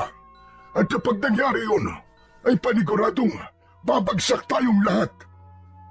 Kung ganon, ay nararapat lang na pabagsakin ko agad si Manggubat bago pa niya masakop ang ibang barangay. Mas lalong lalakas ang puwersa nila habang dumadami ang barangay na kanyang nasasakop. Tama ka, mahal na Dato. Sa ngayon, ay ikaw na lamang ang pag-asa naming lahat. Ngunit kailangan niyo pang magpalakas. Kahit hilom na ang mga sugat mo, ay hindi ito indikasyon na kaya mo nang makipaglaban muli. Nauunawaan ko po, Amang Ato. Malinaw na ang aking pag-iisip at hindi ako susugod nang hindi pa ako ganap na malakas. Ayokong muling matalo ng mga aswang. Hindi na ako papayag na magwagi sila ulit laban sa akin. Marahang tumango si Amang Ato bilang pagsang-ayon nito. Sa kabila ng pagkatalo noon ni Dato Pula sa mga aswang, ay malakas pa rin ang paniniwala niya na aayon pa rin sa kabutihan ang pagkakataon. At hindi magtatagal ay muling babalik sa normal ang kanilang mga buhay. Dumating ang araw na naramdaman ni Dato Pula na tuluyan ang bumalik ang kanyang lakas, pero hindi yun naging dahilan para agad siyang sumabak sa digmaan laban sa mga aswang na mananakop. Alam niya na kailangan niya ulit linangin ang kakayahan niya sa pakikipaglaban. Kaya naman, madaling araw pa lang, ay gising na si Dato Pula. Lumalabas siya ng kubol habang tanga ng isang matalim na itak. Dahil sa paniniwalang tuluyan nang nawala na ang espada ng kanyang ama at naisip niyang itak muna ang kanyang gagamitin. Tuwing umaga, bago sumikat ang araw, ay palaging nagsasanay si Dato Pula. Kahit pa meron siyang kakaibang lakas, ay ayaw niyang maging kampante, lalo na't napagtanto niya na hindi basta-bastang kalaban ang mga aswang. Hindi na siya papayag na maulit muli ang pagkagapi niya sa mga aswang at ipapakita niya sa mga ito kung ano ang kaya niyang gawin para lang bawiin ang barangay na sinakop ni Namang Gubat. Isang umaga, matapos ang nakakapagod na pagsasanay, ay naupo si Dato Pula sa nakausling ugat ng malaking puno. Tagaktak ng pawis ang kanyang matipunong katawan. Maya-maya pa ay lumapit sa kanya sina Nanang Oryang at Amang Ato. Napansin niya ang isang mahabang bagay na nakabalot sa pulang tela na dala ni Nanang Oryang. Sabay na bumati at nagbigay ng paggalang ang dalawang matanda sa mahal na dato. Mahal na Dato, ano na po ang lagay ng inyong pagsasanay? Maayos na po, Nanang Oryang. Pakiramdam ko ay handa na ako anumang oras. Kailangan ko lamang malaman kung kailan ang tamang oras ng aking pagsalakay. Kung kailangan niyo po ng tulong, ay sasabihan ko ang aming dato upang matulungan ka, Dato Pula. May mga hukburin kami na nakahandang tumulong sa inyo kung kinakailangan. Ngayon pa lang, ay iparating mo na ang aking pasasalamat sa inyong dato. Amang Ato, hindi ko to kakayanin na mag-isa. Kaya malaking bagay kung mayroong tutulong sa akin. Humakbang si Nanang Oryang, papalapit kay Dato Pula. Mahal na Dato, may isa pang maaaring makatulong sa inyo. Tanggapin mo ang bagay na ito. Pinabot ni Nanang Oryang ang bagay na nakabalot sa pulang tela at nagtatakang tinanggap naman yun ni Dato Pula. Inalis niya ang pulang tela at nanlaki ang kanyang mga mata nang malaman niya na yun ang espada ng kanyang ama. Hindi makapaniwalang napatingin si Dato Pula kina Nanang Oryang at Amang Ato. Ang espada ng aking ama! Paano niyo po ito nakuha? Ang buong akala ko nawala na ito. Nakita namin yan sa gubat kung saan kasi lalakay ng mga aswang. Kinuha namin ang espadang yan dahil alam namin pamana pa yan ng inyong ama. Tumayo si Dato Pula at bahagyang lumukod sa dalawang matanda. Ako po ay lubos na nagpapasalamat sa inyo, Nanang Oryang at Amang Ato. Napakalaki po ng tulong niyo sa akin. Sa kabila ng aking pagkatalo sa mga aswang, ay hindi kayo nawalan ng paniniwala sa akin. Maraming salamat po sa inyo. Dahil hindi kaya burahin ng isang beses na pagkakamali ang magagandang bagay na yung nagawa, Dato Pula. Saksi ako sa iyong paglaki at nakita ko ang kabutihan sa iyong puso gaya ng iyong ama. Kaya hindi ka namin iiwanan sa laban na ito. Hindi man namin kayang humawak ng sandata, ay tutulong kami sa iyo sa paraang alam namin. Naluha si Dato Pula sa sinabing yun ni Nanang Oryang. Tinapik naman ni Amang Ato ang balikat ni Dato Pula. Mas lalong lumakas ang loob niya dahil nasa kanya ng muli ang sandatang ipinamana sa kanya ng yumao niyang ama. Pakiramdam niya tuloy ay kasama niya pa rin ang tatay niya sa nalalapit niyang pagharap sa mga mananakop na aswang. Sa kabila ng pagbalik ng lakas ni Dato Pula at ng espada ng kanyang ama, ay hindi niya kayang itanggi ang sakit na kanyang nararamdaman. Hindi sa pisikal, kundi sa loob ng kanyang puso. Sa tuwing naiisip niya ang pagtataksil na ginawa ng matalik niyang kaibigan na si Bagwis sa kanya, ay hindi niya maiwasang masaktan. Isang umaga, hindi napigilan ni Dato Pula na magtungo sa kanilang barangay upang personal niyang makita ang kalagayan ng mga tao roon. Nagtakip siya ng balabal sa muka upang walang makakilala sa kanya. Isinabit niya sa bewang ang espada. Paglabas niya ng kubol, ay sinalubong siya ni Amang Ato. "Mahal na Dato, saan po ang inyong tungo?" "Amang Ato, sa aming barangay. Sisilipin ko lamang ang nangyayari roon." "Ngunit mahal na Dato, mapanganib ko may makakakilala sa iyo." "Kaya nga po ako naglagay ng balabal sa aking muka. Huwag kang mag-alala, Amang Ato. Mag-iingat ako at sisiguraduhin kung walang makakakilala sa akin o makakakita sa akin. Babalik din ako rito mamayang tanghali." "Mukhang hindi na nga kita mapipigilan. Kung ganun, ay mag-iingat ka, mahal na Dato." "Salamat po sa inyo, Amang Ato." Hindi na nagsayang pa ng sandali si Dato Pula. Agad siyang naglakad patungo sa kanilang barangay. Dumaan siya sa gubat upang walang makakita sa kanya. Nang makarating siya sa bukana ng gubat, ay pinagmasdan niya ang kanilang barangay. Nakita niya ang mga tauhan ni Mang Gubat na pinagtatrabaho at pinahihirapan ang mga tao.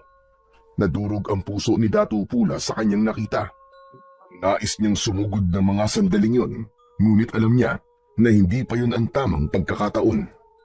Aalis na sana siya nang namataan niya si Bagwis na naglalakad patungo sa kinaroroonan niya. Mabilis na nagtago si Dato Pula sa likod ng isang puno. Dumaan sa harap niya si Bagwis na hindi siya napapansin. Tumiim ang bagang ni Dato Pula habang nakatingin sa dating kaibigan na naglalakad papasok sa kagubatan. Nang sandaling yun ay nagkaroon siya ng kagustuhan na alamin kung bakit siya nagawang traidorin ni Bagwis. Kaya sinundan niya ito ng tahimik. Maingat ang bawat takbang niya upang masigurong hindi siya mapapansin ni Bagwis. Hanggang sa huminto sa paglalakad si Bagwis, inilabas nito ang dala nitong itak upang tagain ang nakatayong kawayan sa gitna ng kagubatan. Nang magsimulang tagain ni Bagwis ang kawayan, ay sinamantala ni Dato Pula ang pagkakataon na abala ito.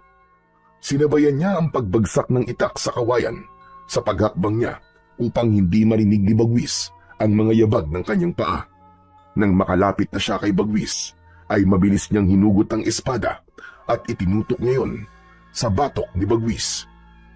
Natigilan si Bagwis nang maramdaman ito ang malamig na dulo ng espada. "Ibaba mo ang itak mo, Bagwis. Kung hindi, ay hindi ako mangingimimpas langin ka sa iyong kinatatayuan." Binitiwan ni Bagwis ang itak at nalaglag yun sa lupa.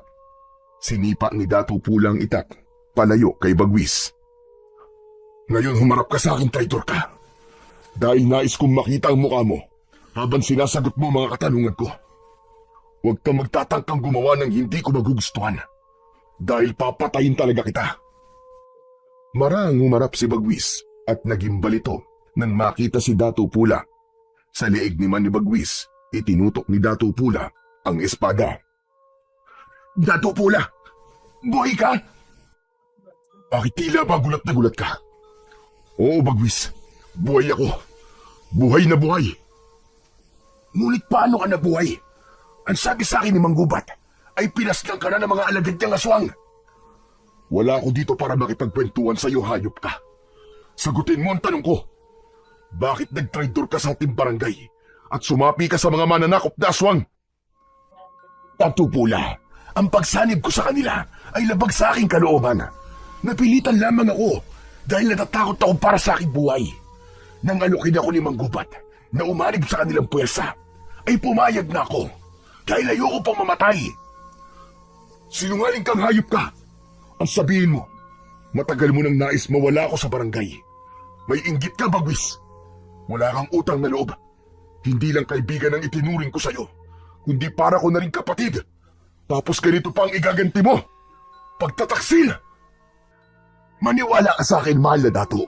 Sadyang natakot lang ako. Ang totoo ay lihim akong bumuo ng kilusan sa ating barangay laban kina Mang Gubat. Lihim kong kinausap ang mga kilalakihan sa ating barangay dahil may plano kaming mag-aklas. Lahat kami ay tutol sa pananakop ng mga aswang, Dato Pula. Maniwala ka sa akin, kaibigan. Hindi kita kayang traidorin dahil matalik kitang kaibigan at parang totoo kong kapatid." Matalim na tinitigan ni Dato Pula si Bagwis. Sinasabi ng utak niya na huwag siyang maniwala dito, ngunit tinalo siya ng sinisigaw ng kanyang puso. Mas naniwala siya na hindi siya kayang pagtaksilan ni Bagwis dahil para na silang magkapatid. Sa huli ay ibinaba ni Dato Pula ang espada at binalik yun sa kaluban nito. Isang malalim na paghinga ang pinakawalan ni Bagwis na para bang alam na nito na ligtas na siya sa bingit ng kamatayan. Biglang umiyak si Bagwis at walang babala na niyakap nito ng maigpit si Dato Pula. Salamat buhay ka, Dato Pula. Labis ako nalungkot nung sinabi sa akin ni Mang Gubat na ikaw ay patay na. Tinapik ni Dato Pula ang likod ni Bagwis at kumalas ito sa pagkakayakap sa kanya. May dahilan kung bakit hindi ako namatay ng gabing yon. Hindi pa ako maaaring mamatay dahil kailangan ko pang palayain ang ating barangay mula sa mga aswang na mananakop. Ngunit paano ka nabuhay? Sino nagligtas sa'yo? Sa ngayon, ay nais ko munang maging lihim kung bakit ako nakaligtas. Nais ko ring humingi ng tawad kung pinagtangkaan ko ang iyong buhay. Sadyang ako ay galit lang sa'yo dahil nalaman ko nga na umanib ka sa mga aswang. Totoong yung nalaman. Ngunit gaya ng sinabi ko, umanib ako sa kalaban upang iligtas ang aking sarili. Dahil plinano ko na noon na gumawa ng kilusan laban sa mga aswang na yon. Marami na kaming kasapi, Dato Pula. At sigurado ko na mabubuhayan sila ng loob kapag nalaman nila na ikaw ay buhay pa. Salamat sa iyong ginagawa para makalaya ang ating barangay sa mga aswang. Paumanhin kung pinagdudahan kita, Bagwis. Naiintindihan kita, Dato Pula. Wala kang dapat na ihingiin ng tawad sa akin. Nakita ko ang sitwasyon sa ating barangay. Inaalipin ng mga aswang ang mga tao at labis na nadurog ang aking puso. Dapat ay kumilos na tayo sa lalong madaling panahon para sa isang malaking himagsikan. Sa ngayon ay wala pa kaming kakayahan na maghimagsik dahil kulang pa kami ng mga sandata. Nag-iipon pa kami at lihim kaming gumagawa ng mga armas. Ngunit dahil nandito ka na, mas malakas na ang posibilidad na manalo tayo laban sa mga aswang. Naaalala ko, mamayang gabi ay magkakaroon kami ng pagpupulong. Kung nais mo ay magtungo ka sa aking kubol, matutuwa ang ating mga mandirigma kapag ikaw ay kanilang nakita. Kung ganun, magtutungo ko sa inyong pagpupulong mamayang gabi. Mas makakabuti kung alam ko ang inyong plano. Nang tunay, Dato Pula, ipapaalam ko na rin sa'yo na nasa tabi ng ilog ang aming kubol. Nag-iisang kubol lang yun doon, kaya madali mong matutukoy kung saan ang pagpupulong. Aasahan ko ang iyong pagpunta mamayang gabi, Dato Pula. At masaya ko dahil buhay ka pa. Bagwis, kailangan ko nang umalis. Magkita na lamang tayo mamayang gabi. Mag-iingat ka. Ikaw rin, Dato Pula. Mag-iingat ka. Bagyang yumukod si Bagwis, saka tumalikod si Dato Pula para maglakad na palayo. Nang makalabas na siya ng gubat, ay nakahinga siya ng maluwag dahil nalaman niya, nakakampi pa rin pala niya si Bagwis. Nawala na ang sakit na nararamdaman niya nung nalaman niya na sumapi si Bagwis sa mga mananakop na aswang. Doon niya napagtanto na matalino talaga si Bagwis dahil naisip nitong linlangin si Mang Gubat upang mas madali nila itong mapatumba. Nang makabalik si Dato Pula sa kubol ni Amang Ato, ay sinalubong siya ng nag-aalalang si Oryang. Dato Pula, saan ka ba nanggaling? Kanina pa kita hinahanap. Hindi ko makita si Amang Ato, kaya wala ko mapagtanungan. Nanggaling ho ako sa ating barangay na ng Oryang. Tinignan ko sandali ang sitwasyon doon ng mga tao. Nakakaawa sila na ng Oryang. Ginawa na silang alipin ng mga aswang. At may nalaman pa ako sa pagpunta ko ron tungkol kay Bagwis. Nagkita kami na ng Oryang. Talaga? Nagkita kayo ng traidor mong kaibigan? Anong ginawa mo sa kanya? Binigwasan mo ba na suntok sa muka? O ginilitan mo ba sa leeg? Sana, ginilitan mo ang leeg niya dahil yun ang nararapat sa mga taksil na kagaya niya. Huminahon ka na ng Oryang. Wala akong ginawa kay Bagwis. Hindi ko siya sinaktan. Ako, alam mo bang matagal na akong gigil sa Bagwis na yon? Kung ako ang nakaharap niya, ay dudukutin ko mga mata niya at ipapakain ko yun mismo sa kanya. Nanang Oryang, huminahon kayo. Kakampi po natin si Bagwis. Hindi natin siya kalaban. Ano ka mo? Ulitin mo nga ang tinuran mo, mahal na dato. Makinig kayo sa akin. Hindi totoong kakampi siya ni Namang Gubat. Ang totoo, kaya siya umanib sa mga aswang ay upang iligtas ang kanyang sarili. Nang sa gayon, ay makapagbuo siya ng kilusan laban sa mga aswang. Sa ngayon, ay may mga umanib na sa kilusan nila. At mamayang gabi, ay magpupulong kami sa kubol ni Bagwis malapit sa ilog. Hindi agad nakapagsalita si Nanang Oryang at bahagyang nanlaki pa ang mga mata nito. Ramdam ni Datu Pula na hindi ito makapaniwala sa nalaman. Mahal na dato, hindi talaga ako makapaniwala sa iyong sinabi. Ilang beses ko nasaksihan kung paano inalipin ni Bagwis sa mga tao sa ating barangay. Tila kahina-hinalan sinabi mong siya ay ating kakampi. Marahil po'y ginawa lamang niya yun dahil ayaw niyang magduda sa kanya si Mang Gubat. Nanang Oryang, mas malaki na ang posibilidad na manalo tayo sa digmaan natin laban sa mga aswang na mananakop dahil kay Bagwis. Maganda na meron tayong espiya upang malaman natin kung ano ang susunod nilang gagawin. Magandang bagay nga yan. Ngunit duda pa rin ako kay Bagwis, mahal na dato. Alisin mo na ang pagdududa sa kanya dahil siya ay tunay nating kakampi. Huwag kang mag-alala, Nanang Oryang, dahil nararamdaman ko na malapit nang makalaya ang ating barangay mula sa mga mananakop na aswang. Nang dumating si Amang Ato, ay ipinaalam dito ni Datu Pula ang nalaman niya tungkol kay Bagwis. Ipinaalam din niya ang mangyayaring pagpupulong mamayang gabi. Gaya ni Nanang Oryang, ay nagkaroon din ng pagdududa si Amang Ato kay Bagwis. Anito, ay hindi nito maintindihan kung bakit wala pa rin itong tiwala sa kaibigan ni Datu Pula. Ipinaliwanag naman ni Datu Pula kay Amang Ato na talagang kakampi nila si Bagwis.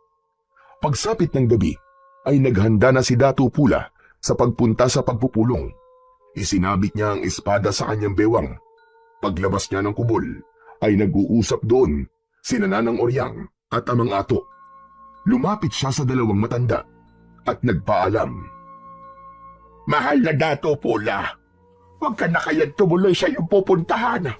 O kaya isama mo na lang kami ni Amang Ato. Nanang Oryang, huwag na kayong mag-alala sa akin. Magiging ligtas ako dahil si Bagwis at ang mga kaanib sa kilusan ang aking kikitain. Nararapat lamang na naroon ako sa pagpupulong ngayon upang malaman ko kung ano ang magiging hakbang namin para mabawi ang ating barangay sa mga aswang na mananakop. Mukhang hindi ka na namin mapipigilan, kaya't mag-iingat ka na lamang, mahal na dato. Ngunit kapag hating gabi na at wala ka pa rin, ay susundan ka na namin doon. Kayo pong bahala, Amang Ato. Ngunit sigurado ko na buhay akong makakauwi dito. Paalam na po sa inyong dalawa. Matapos ang maikling pag-uusap, ay naglakad na si Datu Pula sa lugar kung saan gaganapin ang pagpupulong. Mabilis siyang nakarating sa nag-iisang kubol malapit sa ilog. Bago siya pumasok doon, ay luminga muna siya sa paligid upang makasiguro na walang aswang sa paligid. Sa pagpasok ni Datu Pula sa kubol, ay napakunot-no siya sapagkat walang kahit isang tao doon. Nagtungo siya sa gitna ng kubol at luminga. Ang tanging naroon ay isang gasera na may sindi.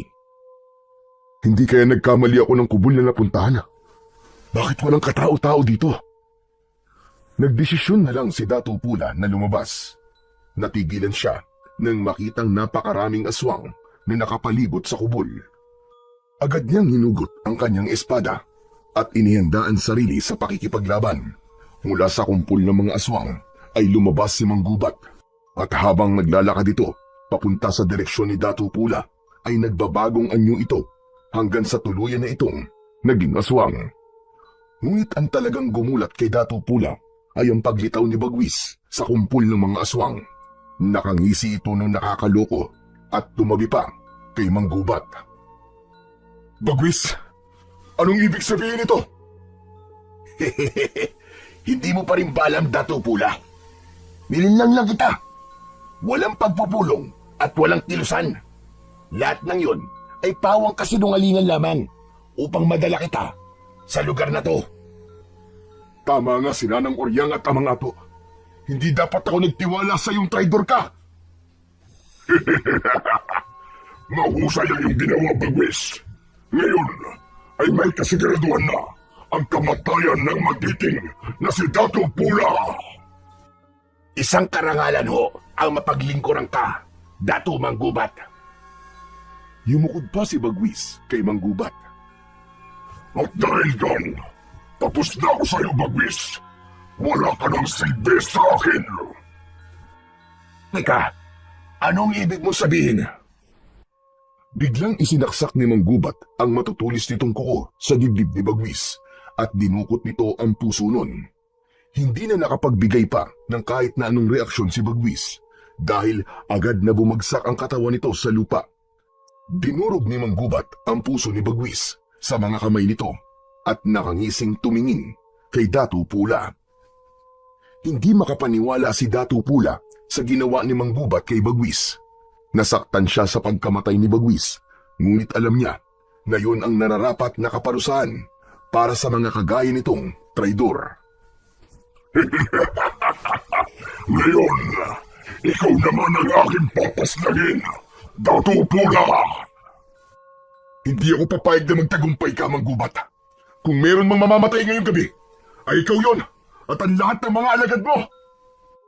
Matapos yun, ay inutusan ni Manggubat ang mga alagad nito na atakihin si Dato Pula. Mabilis na sumugod kay Dato Pula ang ilang mga aswang. Nanlilisik ang mga mata ng mga yon at tumutulo ang malapot na laway na akala mo ay gutom na gutom. Hinalubong ni Dato Pula ang mga aswang at isa ang agad na napugutan ng ulo. Umikot siya, umatras ng kaunti at saka umataking muli. Bawat hiwa ng kanyang espada ay may kasamang matinding puwersa. Tumatalsik ang mga putol na katawan ng mga aswang. May isang aswang na sumunggab mula sa likod ni Dato Pula. Hinawakan niya ito sa balikat at malakas niya yung inihampas sa malaking bato sa kanyang kaliwa. Nagkabali-bali ang katawan ng aswang. Sumugod pa kay Dato Pula ang ilang aswang. Sa pagkakataon na yun, ay ginamit na rin niya ang pambihira niyang lakas. May mga sinaksak siya gamit ang kanyang daliri. May mga tinamaan ng kanyang sipa at suntok. Tila walang kapaguran noon si Dato Pula kahit walang tigil ang pag-atake ng mga aswang sa kanya. At kahit isa sa mga yon ay hindi man lang siya nagawang masugatan. Bawat galaw ni Dato Pula ay may natutumbang aswang. Ang kanyang lakas ay maihahambing sa isang batalyon na mandirigma. Ngunit hindi nauubos ang mga halimaw. Patuloy ang pagdating ng mga yon na parang walang katapusan. Hanggang sa mula sa kung saan ay may narinig si Dato Pula na tunog ng tambuli at sa kadiliman ng kagubatan ay lumitaw ang mga sulo na may apoy.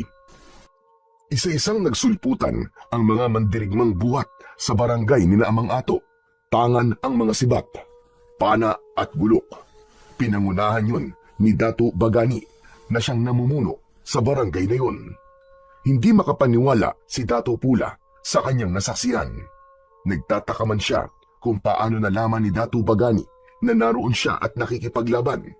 Ay hindi na muna niya yon inisip at muli siyang nakipaglaban sa mga aswang. At sa pagkakataon na yon ay hindi na siya mag-isa. Hanggang sa biglang lumitaw si Manggubat sa harapan ni Dato Pula.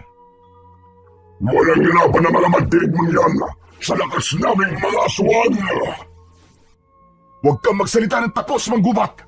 Dahil kakainin mo yung sinasabi mo! Tapusin na natin ito, Dato Pula! Mabilis na sumugod si Manggubat. Sumalubong si Dato Pula at sinalag niya ang matutulis nitong mga kuko gamit ang kanyang espada.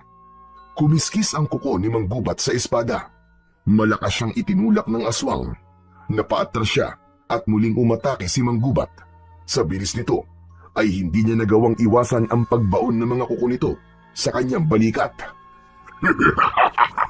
Sumuko ko na lamang, Dato Pula. Huwag kang mag-alala dahil sisiguraduhin kong hindi mo mararamdaman ang iyong kamatayan. Hindi ako naging dato para sumuko. Ikaw ang umanda dahil kahit kailan, sa ngalan ng aking ama at ang aming mga batala, ay hindi kailanman magwawagi ang kasamaan. laban sa kabutihan! Katapusan mo na, Manggubat! Magkakasunod na atake ang pinakawalan ni Dato Pula. Nagawa niyang masugatan sa dibdib si Manggubat gamit ang espada na sinundan niya ng malakas na sipa sa tiyan nito.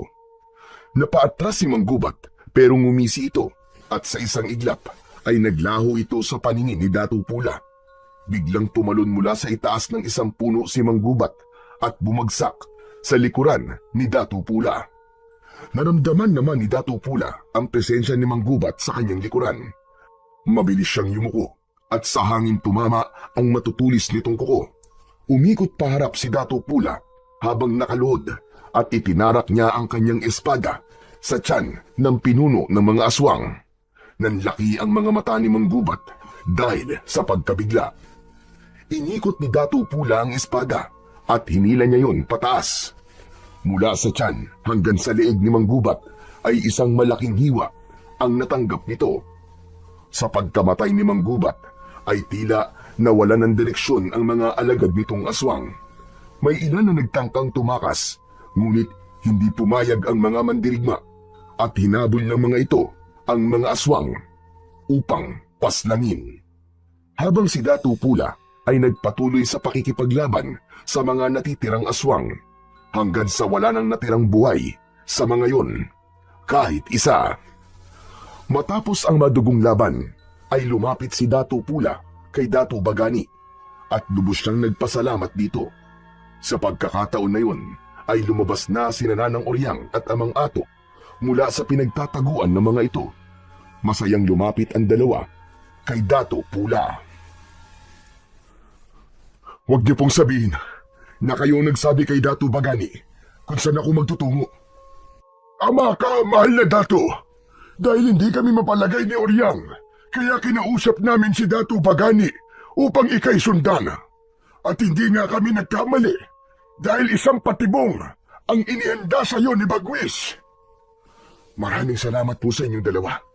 Sa pangalawang pagkakataon ay iniligtas niyo po ang aking buhay. Hindi na nagtagal doon sina Dato Pula. Naglakad na sila papunta sa barangay ni Dato Pula upang sabihin sa mga tao ang isang napakagandang balita. Matapos ang lahat, ay muling naibalik kay Dato Pula ang pamumuno sa kanilang barangay.